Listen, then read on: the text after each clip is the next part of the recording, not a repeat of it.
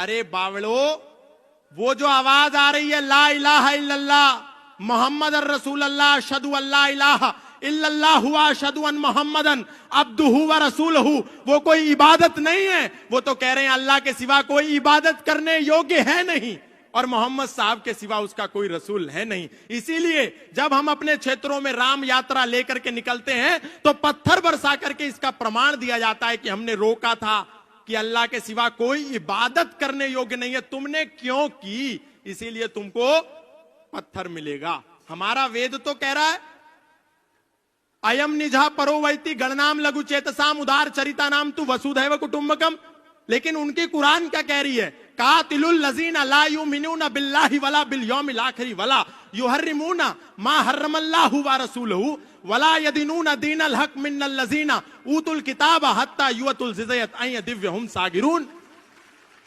अपनी गीता का पता नहीं, लेकिन कह रहे हैं अरे कुरान भी तो परमात्मा की ओर ले जा रही है। अरे वो तो आपको मानव को मानवता का शत्रु बना रही है। और अभी फादर का जो खेल चल रहा है, हालेलुया, बस एक करा और किसी को भी लिटा दिया। ये सब झूठ ढोंग आडंबर पाखंड, सनातनियों को कहीं जाने की जरूरत नहीं है। आप बालाजी की शरण में आओ, राम जी के शरण में आओ, कृष्ण की शरण में आओ, और आप जिसको पिता परमेश्वर कह करके ईसा मसीह को मुक्तिदाता मान करके बैठ गए हो, वो कोई मुक्तिदाता नहीं है। बाइबल का मैथ्यू 10 स्टेटमेंट नंबर 34, 35, 36 जाकर के पढ़ लेना। वो ईसा मसीह कह रहा है, do not suppose that I have come to bring peace to the earth, I did not come to bring peace but a sword, I have come to turn a man against his father, a daughter against her mother, and daughter-in-law against her mother-in-law.